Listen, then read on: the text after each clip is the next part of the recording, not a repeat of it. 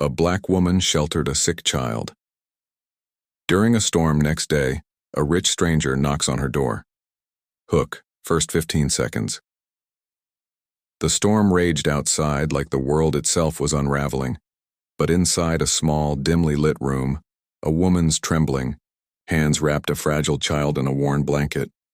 "You're safe now," she whispered, even though her own heart was breaking. Little did she know, by morning, a knock on her door would change everything she ever thought about kindness and fate. Introduction and setup. It was the kind of night when the sky cried with abandon, thunder crashing like an angry god's footsteps, rain hammering the rusted tin roofs of the small neighborhood. The wind twisted through the narrow alleys like a desperate whisper, rattling broken shutters and shaking the branches of tired trees. The scent of wet earth mixed with smoke from flickering candles that dotted the homes of those who had no electricity. It was a night where hope seemed as fragile as the soaked clothes hanging limply on rusty wires. In a cramped, weathered apartment that had seen better days, lived Maya, a black woman in her early 30s. Her skin was the rich color of polished mahogany, but her eyes carried a weight no one could see. A deep, simmering grief that had settled since the day her son was taken from her by sickness and poverty. The apartment was sparse: a battered wooden chair, a sagging mattress stained with time, a cracked mirror that reflected a face worn thin by years of struggle. On the peeling wall hung a faded photograph, Maya with her son, his bright smile frozen forever in time. That photo was her most precious possession, a constant reminder of what was lost and what she desperately longed to protect in this unforgiving world. Tonight, the sound of the storm clawed at her window, a relentless reminder of the storm brewing inside her heart. Conflict or challenge introduced, suddenly a soft, desperate tapping came from the doorway. Maya's heart jumped. Through the sheets of rain, she glimpsed a small figure shivering and soaked, a little girl no older than 6, clutching something to her chest. Maya opened the door wider, revealing Nia, a frail child with wide, fearful eyes that shimmered with tears. Her clothes were tattered, her skin pale and clammy. She was coughing violently, each breath a painful struggle. "Please," Nia whispered, her voice barely audible over the storm. I don't have anywhere to go." Maya's heart clenched.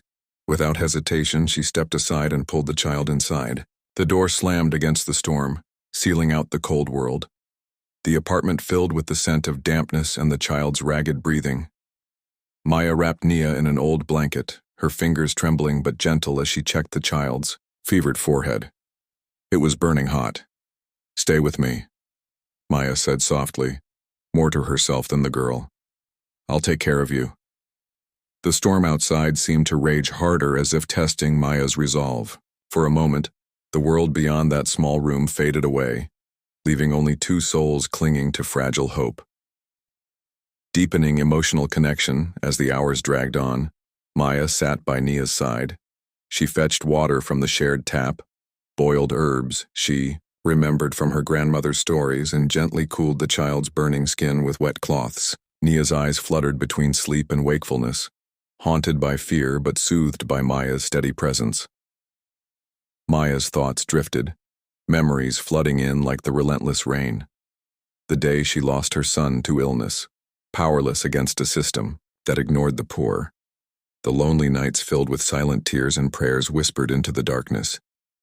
"Nia," Maya whispered one night, "you remind me of my little one." The child's frail hand reached out, gripping Maya's finger with surprising strength.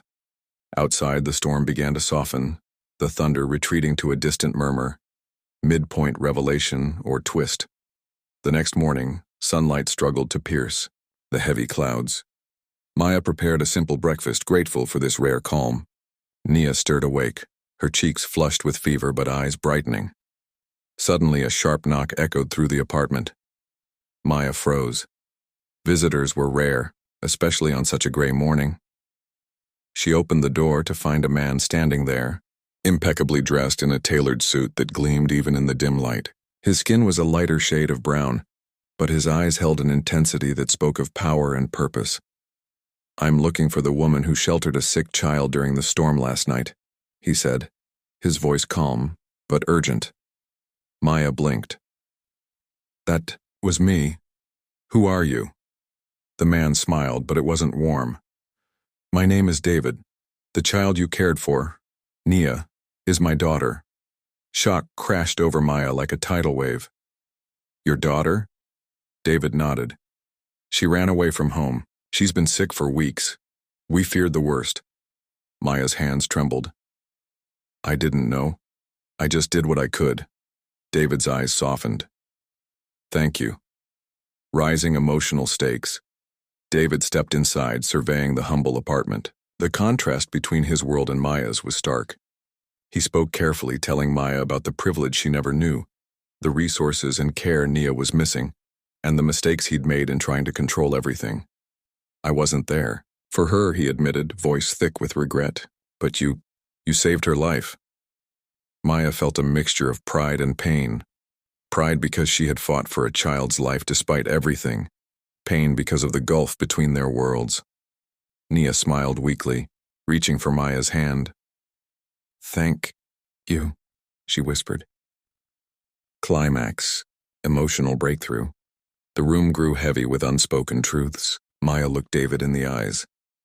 Your daughter is brave, and she's lucky to have found someone who loves her enough to fight. David swallowed hard. I've been so busy building my empire, I forgot what really matters. Tears spilled from Maya's eyes as she whispered, You're not broken. You're becoming. The walls of silence between them began to crumble. David knelt beside Nia, holding her hand with trembling care. Resolution and quiet closure. Days later, the storm was nothing but a memory. Nia's health improved with proper care, and Maya and David began bridging the gap between two worlds. One morning, Maya sat outside on the cracked concrete steps, watching the sunrise spill golden light across the neighborhood. She held a small stone Nia had given her, a symbol of resilience and new beginnings. David approached quietly. May I? He asked, gesturing to sit beside her. She nodded, a small smile breaking through. Together they watched as the day began, a new chapter shaped by kindness, courage, and unexpected grace. Call to action. If this story touched your heart, consider subscribing for more inspiring tales of hope, healing, and unexpected kindness. Hit the like button and share this with someone who needs it today.